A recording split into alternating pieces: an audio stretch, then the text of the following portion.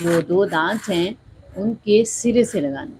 ٹھیک ہے, دال کو پڑھتے ہوئے اعوذ ذو ذو, دال کو نرمی سے پڑھنا. اس میں اس کی آواز زو والی نہیں نکالنی. ٹھیک ہے, اعوذ ذو باللہ باللہ. اب اس میں باللہ, اس کو کچھ لوگ پڑھ جاتے ہیں باللہ, موٹا کر جاتے ہیں, اس کو موٹا نہیں ہونے دینا. ٹھیک ہے, باللہ باریک پڑھنا ہے. ٹھیک ہے, آواز کو آرام سے, اور جو زیر ہے ان کی آواز کو نیچے گراتے ہوئے باللہ.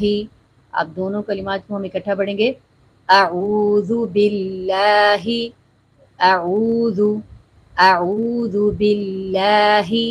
اس کے بعد ہم نے پڑھنا ہے مینش مینش. یہاں پر عموماً کیا غلطی ہوتی ہے, نش, اس میں پڑھ جاتے ہیں ناش نوش نو نو رائی نو رائی. یہ آواز غلط ہے. ٹھیک ہے, ایسے پڑھنا غلط ہو جائے گا, اور یہ حرام درجے کی غلطی کبیرہ گناہ میں آتی ہے.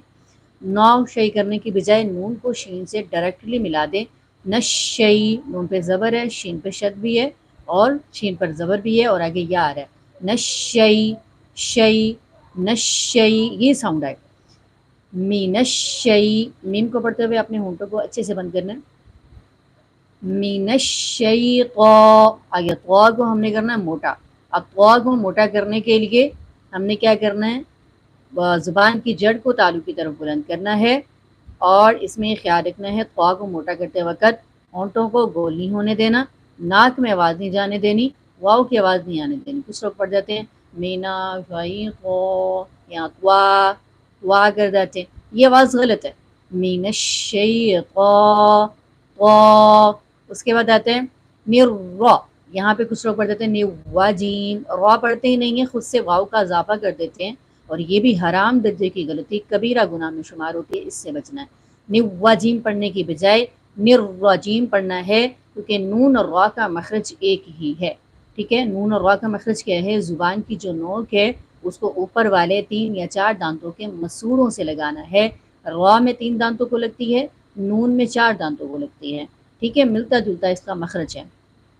تو نروا, نون کو را سے ملاتے ہوئے را کے مخرج پر زبان کو مضبوطی سے ٹکائیں, اور را کو موٹا کریں.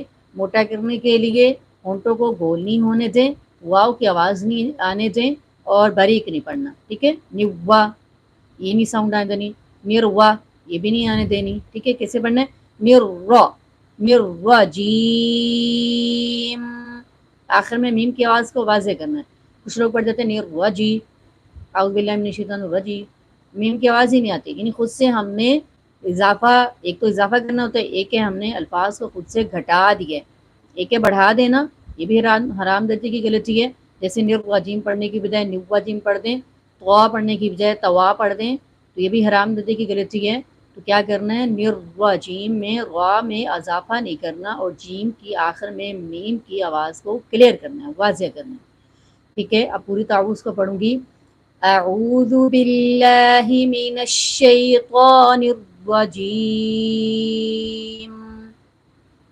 ٹھیک ہے, اب ہم سیکھیں گے تسمیہ.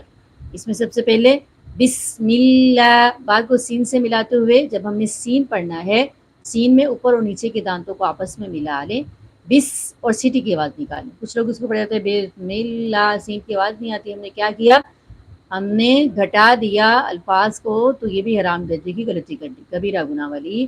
لہن جلی اس کو بولا جاتا ہے. تو سین میں سیٹی کی آواز نکالتے ہوئے بسم اللہ بسم اللہ. اس میں ملا کو کیسے پڑھنا ہے, مل نہیں کرنا.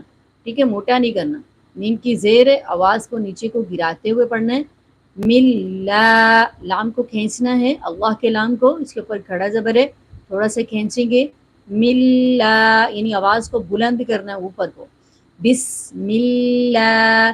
اب یہاں غلطی کیا ہوتی ہے, یہاں پڑھ جاتے ہیں الرحمہ, یعنی حمزہ پڑھ جاتے ہیں, جبکہ ہا ہے, ہا کو را سے ملانا ہے, اور یہاں را کا وہی قاعدہ اپلائی کرنا ہے جو میں تعوذ میں آپ کو بتا چکی ہوں, یعنی موٹا پڑھنا ہے.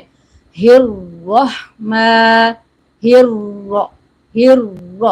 ہر یہ آواز ہے, ہوا ایسے پڑھتے ہیں نا. تو دیکھ لیجئے کہ ہم تعوذ اور تسمیہ کو پڑھتے ہوئے کتنی زیادہ غلطیاں کرتے ہیں جو حرام درجے کی غلطیاں ہیں.